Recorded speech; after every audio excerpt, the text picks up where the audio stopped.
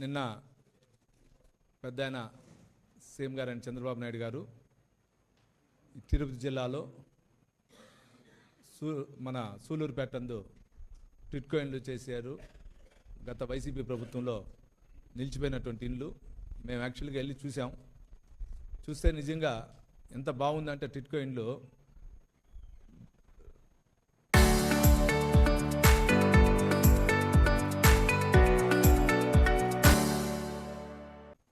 మన తిరుపతి అర్బన్లో లేదా రూరల్లో కానీ ఎక్కడైతే ప్రైవేట్ వాళ్ళు కడుతున్న హౌసింగ్ మాదిరి అంతా చాలా బాగుంది.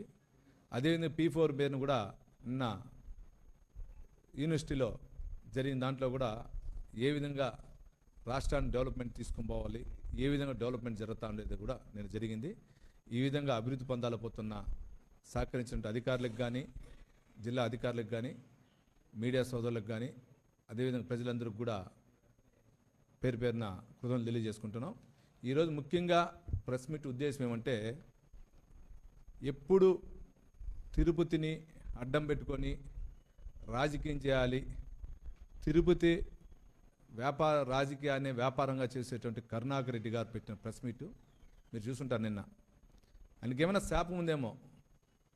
ఈశ్వరుడు నోరిచ్చాడు, ఆ నోరిచ్చినారని ఏదంటే అది మాట్లాడుతూ ఉంటే ఒకటి. రెండోది వచ్చి నిజాలు మాట్లాడితే మామూలు కొందరు కాలంలో శాపాలు అంటారు, మన ఋషుల కాలంలో చెప్తూ ఉంటారు.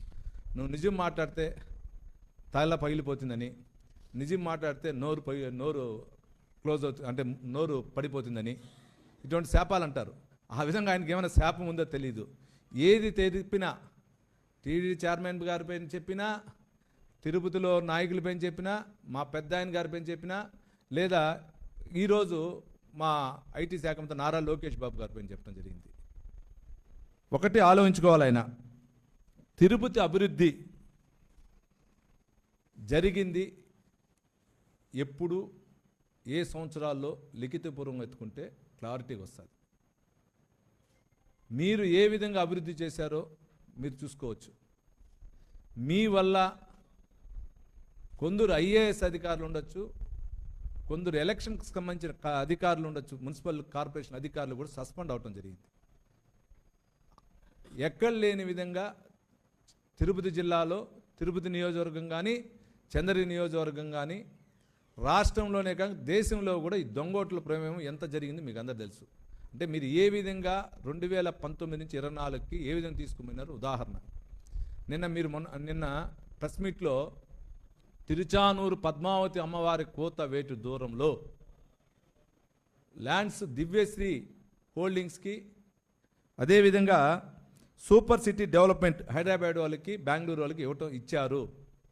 100 కోట్లు, సుమారు నేల విలువ 1000 కోట్లని, 300 కోట్లు ప్రోత్సాహాలు GST ద్వారా కానీ, 100 కోట్లు స్టాంప్ రివర్స్ ఉంటుంది. అయ్యా కరుణాకర్ రెడ్డి గారు, అక్కడ వాల్యూ కనుక్కోండి.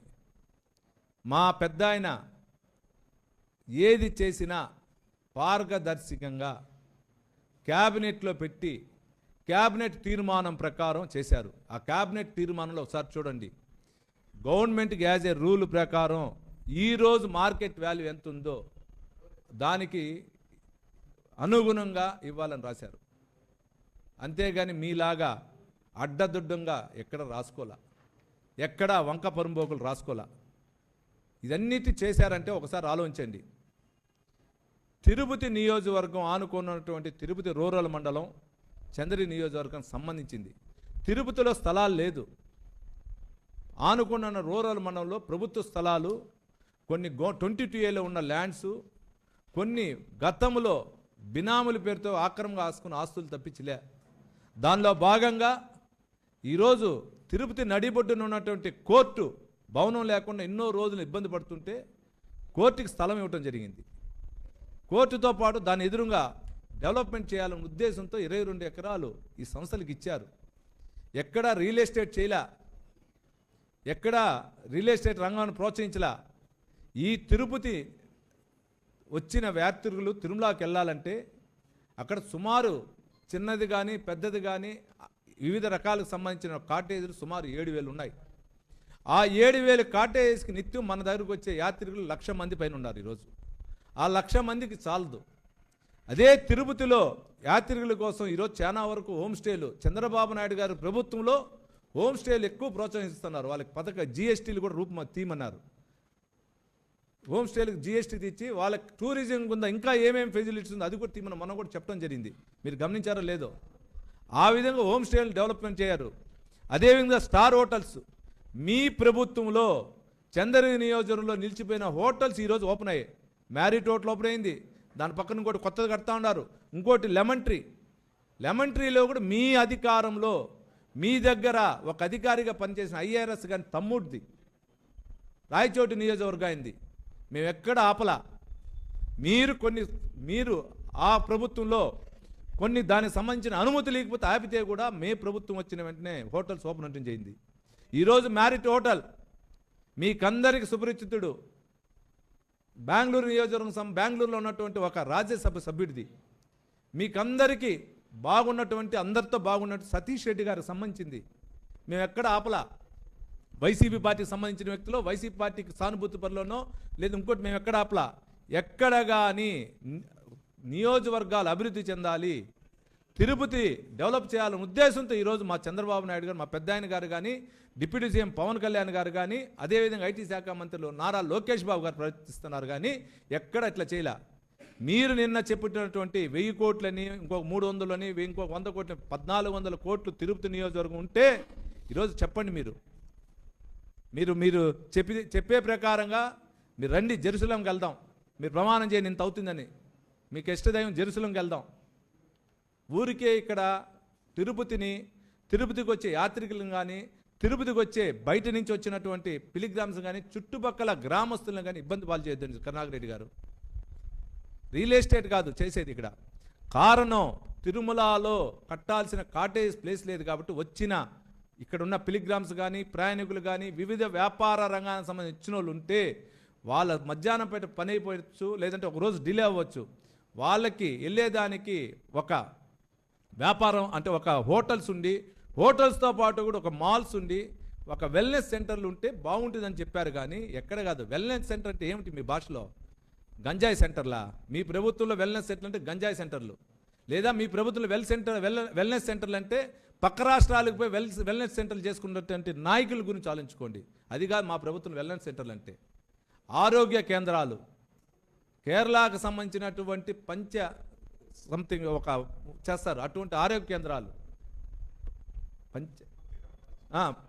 పంచకర్మ ట్రీట్మెంటు, అటువంటిది వెల్నెస్ సెంటర్లు. మీ భాషలో గంజాయి సెంటర్లు కాదు. మీ పార్టీ 19 నుంచి 24 వరకు ఉన్నటువంటి గంజాయి సెంటర్లు కాదు. ఆ కాలంలో పక్క రాష్ట్రాలకో లేదు పక్క దీనికి వెళ్ళే నాయకులు వెళ్ళే వెల్ సెంటర్లు కాదు. ఇది దయచేసి అర్థం చేసుకోండి. ఊరికి ఈ రోజుకైనా మీరు ఇటువంటి నిందలు మోపొద్దండి. మీకు రాజకీయంగా ఈరోజు మీరు అభివృద్ధి చేస్తుంటే మీరు ఈరోజు రాజకీయంలో ముందుంటారు.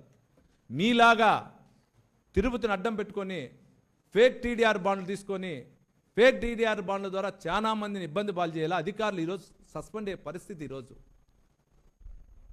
మీరు చెప్పారు, ఇంకో మాట అన్నారు, నారా లోకేష్ బాబు గారికి బినామని. మీరు ఏందండి నారా లోకేష్ గారికి? ఆయన కర్మ పట్టలేదండి. ఆయన పుట్టినరోజు నుంచే గోల్డెన్ స్పూన్తో పెరిగాడు. కానీ ఆయన తల్లిదండ్రులు చంద్రబాబు నాయుడు గారు కానీ, భువనేశ్వరమ్మ గారు కానీ క్రమశిక్షణతో పెంచారు ఆయన్ని.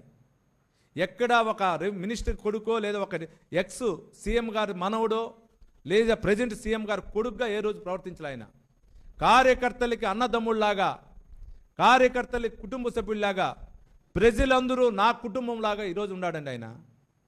ఆయనకు బినామీ అవసరంలా. ఆయన సంస్థ హెరిటేజ్ కొన్ని కోట్లుంది. ఆయన ఒకడే కొడుకు, ఆయనకు ఒకడే కొడుకు. మీలాగా డబ్బు లేకుండా లేక మీలాగా మీ నాయకుల్లాగా ఎలక్షన్ టైంలో ఆస్తులు అమ్ముకొని ఎలక్షన్ వచ్చినాక సంపాదించుకునే పరిస్థితులు లేడు ఆయన. ఆ రోజు నుంచి పుట్టినరు ఆయన ఎప్పుడైతే 1983 పుట్టాడో ఆ రోజు నుంచి ఆయన గోల్డెన్ స్పూన్తో ఉన్నాడు. ఆ రోజు వాళ్ళ తాతగారు సీఎం గారు, దాని తర్వాత వాళ్ళ నాన్నగారు మినిస్టర్ గారు, తర్వాత వాళ్ళ నాన్నగారు మా పెద్ద ఆయన సీఎం గారు ఉన్నారు. ఏ రోజు అధికార దర్పణం ఉపయోగించలా. ఈ రోజుకు కూడా ఎదుటి పార్టీ వాళ్ళు వచ్చినా కూడా అన్నా అని మాట్లాడతాడు. అది సంబోధన. ఆయనకి మీలాగా మీ నాయకుల్లాగా, మీ వైసీపీలో ఉండే నాయకుల్లాగా బినామీలు పెట్టుకోవాల్సిన కర్మ ఆయనకి పట్ల. ఏదైనా మాట్లాడితే కరెక్ట్గా మాట్లాడండి. అర్థం పర్థం లేకుండా మాట్లాడితే ఇప్పుడే ఆల్రెడీ తిరుపతి ప్రజలు బుద్ధి చెప్పారు. మేము కూడా ఇంకా ఒక గౌరవం అనేది లేకుండా మేము కూడా మాట్లాడే పరిస్థితి వస్తుంది. ఎందుకంటే మా నాయకుడికి మీకు గతంలో కూడా చెప్పాం, మా నాయకుడికి మాకు నోరు అదుపులో పెట్టుకొని అందరూ బాగుండాలి, ఎక్కడ ఏం మాట్లాడకూడదు, మిమ్మల్ని ప్రజాప్రతినిధులు ఎన్నుకున్నారు, ఈ ప్రజాప్రతినిధులతో పాటు ఈ ప్రజాప్రభుత్వము అందరితో బాగుండాలని చెప్పారు. కానీ అందరూ ఆ విధంగా వెళ్తా ఉన్నాం. ఎక్కడ మేము ఇచ్చేట్లా అది గుర్తుపెట్టుకోవాలి కరుణాకర్ రెడ్డి గారు. ఎందుకంటే మళ్ళా చెప్తున్నా, నారా లోకేష్ బాబు గారికి గోరుకు కూడా మీరు ఎవరు సరిపోరు. ఆయన గోరుకు కూడా మీకు తెలియదు, మీకు కూడా తెలుసు. కానీ మీరు ఏదో విధంగా మాట్లాడితే జగన్ గారి దగ్గర మార్కులు వస్తుందనో లేదా ఏదో అనుకోవచ్చు, కానీ ఆయన గోరుకు కూడా సరిపోరండి మీ నాయకులు. మాకు ప్రాక్టికల్గా తెలుసు. ఆయన కార్యకర్తలకు ఎంత చేస్తాడు, ప్రజలకు ఏం చేస్తాడు. ఈరోజు రాష్ట్ర పార్టీలో వచ్చే ప్రజలను కలుసుకొని వచ్చే ఫిర్యాదుల్ని ఆ నియోజకవర్గంగా మాకు పంపిస్తూ మాతో పాటు ప్రభుత్వ సంబంధించిన అధికారులకు పంపిస్తున్నాడు ఆయన. అది పాత్ర, ఎక్కడ కానీ బినాములు చేసేది కాదు, గుర్తుపెట్టుకోవాలి కరుణాకర్ రెడ్డి గారు. అదేవిధంగా మీరు ఇంకోటి చూసుకోవాలి, ఈరోజు కరుణాకర్ రెడ్డి గారు మాట్లాడారు ఇంత డెవలప్మెంటు జరగలేదని. మీ దాంట్లో ఏం జరిగిందండి డెవలప్మెంటు? 2019 నుంచి 24 వరకు జరిగిన డెవలప్మెంట్ చెప్పండి. మీరు తిరుపతి నియోజకవర్గం ఆనుకుని ఉన్న చోట, రూరల్కి ఆనుకుని ఉన్న చోట రోడ్లు వేశారు. రోడ్లేకి ముందు మీరు కొన్న స్థలాలు ఎవరి అండి? అంటే మీరు చేసిన తప్పు ప్రతిపక్షం పైన చెప్తున్నారా? అంటే మీరు చేసిన పనులు మేము చేస్తున్నాం అనుకుంటున్నారా? ఎక్కడైతే 22 ఎకరాలు లీజుకి ఇచ్చారు, చుట్టుపక్కలంతా కూడా ల్యాండ్స్ తీసుకున్నారన్నారు. చెప్పండి ఎక్కడుందని. గతంలో ఎవరైనా తెలుగుదేశం నాయకులు ఉండొచ్చు, జనసేన నాయకులు ఉండొచ్చు, బీజేపీ నాయకులు ఉండొచ్చు, వైసీపీ నాయకులు కూడా ఉండొచ్చు, కొనుక్కొని ఉంటారు. దానికి మాకేం సంబంధం? మీలాగా రోడ్లు అనేది ముందుగా ప్లాన్ చేసి ఆ ప్లాన్ ప్రకారం మీరు పోయి వైసీపీ నాయకులు అక్కడ కొన్నది కాదు, రైతులు ఇబ్బంది పెట్టుకున్న స్థలాలు ఆక్యుపై చేసుకోవాలా. ఏదైనా మాట్లాడేటప్పుడు విమర్శించే స్థాయి తెలుసుకొని మాట్లాడాలి. స్థాయికి మించి మాట్లాడితే బాగుండదు. మీడియా సోదరులందరికీ కూడా తిరుపతి నియోజకవర్గంతో పాటు తిరుపతి జిల్లా ఈరోజు అభివృద్ధి పాటలో వెళ్తూ ఉంది.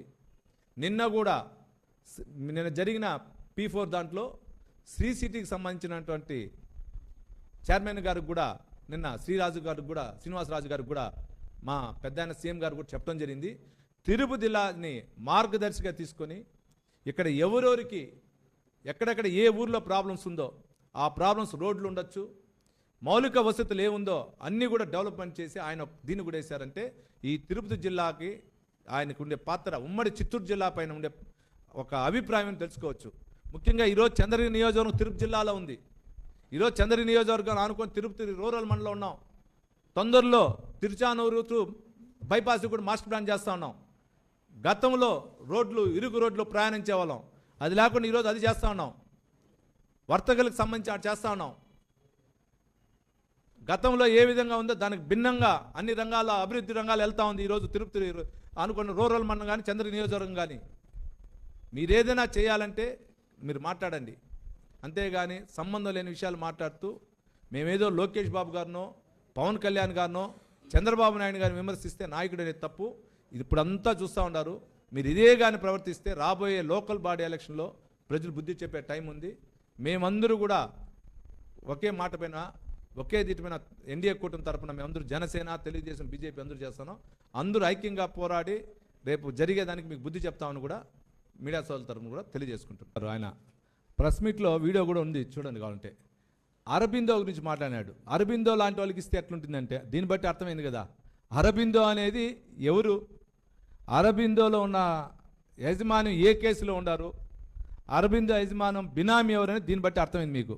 మీరు చూడండి, అరబిందో లాంటి క్యాన్సర్కు సంబంధించి చేసేటువంటి ధార్మిక సంస్థలకు ఇస్తే బాగుంటుంది అన్నాడు. అరబిందో అనేది ఎవరు అర్థమైంది. అంటే ఆయన ఉద్దేశం ఏమంటే ఎక్కడ కానీ డెవలప్మెంట్ జరగకూడదు, ఇట్లా అరబిందో లాంటి బినామీలు అంటే వాళ్ళకు సంబంధించిన బినామీలే ఉండాలి తప్పించి ప్రజలు కానీ డెవలప్మెంట్ చేసేవాళ్ళు ఉండకూడదని చెప్పారు. మీరు వీడియో చూస్తే ఆ వీడియోలు నీట్గా ఉంచండి. నేను ప్రెస్ మీట్కి సంబంధించిన దాంట్లో అంటే దీని ఉద్దేశం, ఆయన ఉద్దేశం కూడా దీన్ని బట్టి, వైసీపీ నాయకుల ఉద్దేశం కూడా దీన్ని బట్టి అర్థమవుతుంది.